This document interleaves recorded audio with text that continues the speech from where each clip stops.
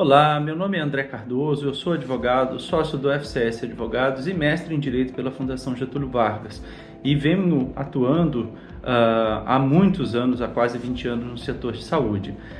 No dia 30 passado, foi publicada a Direção Fiscal da Unimed Cuiabá.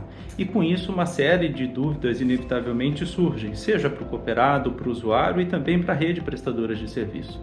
Eu vou tentar fazer aqui um conjunto de vídeos para explicar o que é a direção fiscal, qual que é o procedimento da direção fiscal, qual que é a repercussão dessa direção fiscal sobre a obrigação de aporte que foi objeto da última deliberação assemblear. Se a direção fiscal não for bem sucedida, ela caminharia para uma liquidação extrajudicial. Então, o que seria essa liquidação extrajudicial? E da mesma forma, qual que é a responsabilidade dos cooperados nesse cenário e também dos ex-administradores? A direção fiscal é um procedimento fiscalizatório adotado pela INSS toda vez que houverem inconsistências administrativas ou dificuldades econômicas que ponham em risco a continuidade do serviço de saúde prestado pela operadora ou que comprometam a qualidade desse próprio serviço. A direção fiscal se dá por meio da nomeação de um diretor fiscal pela INSS sem poderes de gestão, cujo propósito fundamental é de auditar as contas da cooperativa e os procedimentos de natureza administrativas, para entender o quão regular ou irregular eles estão em relação às normas da própria ANS. Bem, uma vez adequadas essas questões administrativas e restabelecida a condição econômico-financeira, a direção fiscal se encerra. Mas pode acontecer do diretor fiscal entender que, para isso, haja necessidade de elaboração de um plano, que é chamado plano de saneamento, um conjunto de medidas, de providências que se destinem exatamente à recuperação econômica e à adequação administrativa. Na hipótese de cumprimento desse plano, a direção fiscal também se encerra, e na hipótese de descumprimento desse plano, ela então se converterá numa liquidação extrajudicial. Outra questão que se coloca é saber qual é a repercussão da direção fiscal sobre a obrigação de rateio que foi objeto da última deliberação assemblear. Olha, é claro que essa é uma questão subjetiva e, no meu perceber, ela reforça a necessidade do rateio. Por quê?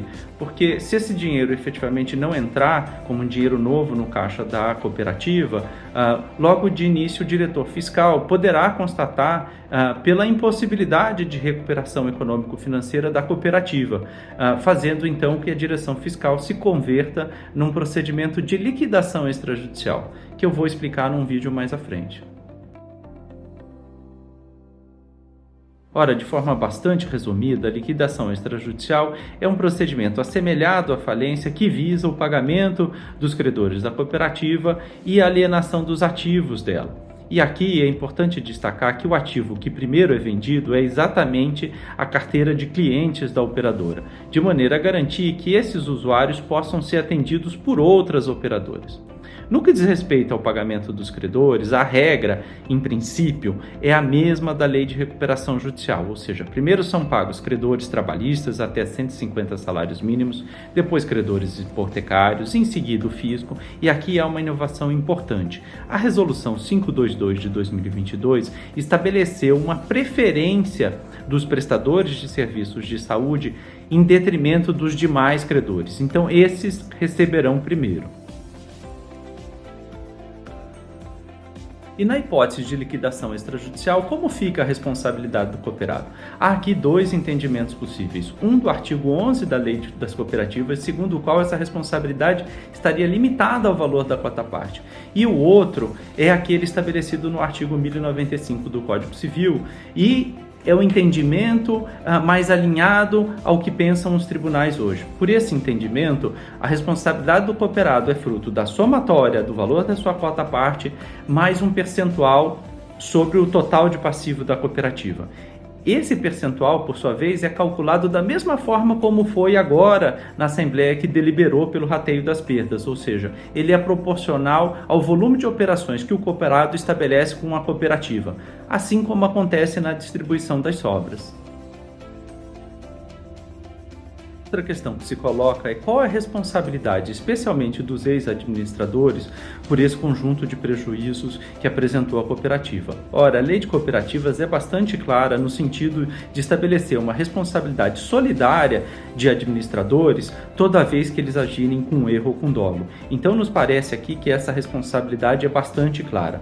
Não fosse só isso, a Resolução 522 de 2022, que é a mesma que estabelece o procedimento de direção fiscal, diz que os bens dos administradores e ex-administradores que tenham contribuído para a própria direção fiscal ficarão indisponibilizados. E há aqui uma disposição que me parece bastante relevante, que é essa indisponibilidade, ela se estende para pessoas além dos administradores, qualquer pessoa que efetivamente tenha contribuído para esse resultado. Pessoas que compunham a administração, ainda que não fossem diretores, mas cujas ações tenham contribuído para um resultado negativo, assessores de imprensa, assessores jurídicos, assessores contábeis, no meu entender, poderiam sim ser responsabilizados e poderiam, desde já, terem seus bens indisponibilizados. É importante destacar aqui que a responsabilidade dos administradores, notadamente dos ex-administradores da cooperativa, ela se dá em 3 esferas. Uma de natureza administrativa, pelo descumprimento das regras da ANS, e será, portanto, apurada pela própria ANS. Outra de natureza civil, que será objeto de ações propostas, como já se aprovou na última Assembleia, pela própria cooperativa, sem prejuízo de que os cooperados também o façam. E uma terceira de natureza criminal, porque uma série das irregularidades que foram cometidas terão repercussão criminal. E nesse caso, todos aqueles que de alguma maneira tenham contribuído para a prática criminosa poderão ser responsabilizados, seja como coautores, ou seja, quando tiverem ação direta, e também como partícipes, que são aqueles que fornecem meios para a prática dos atos criminosos.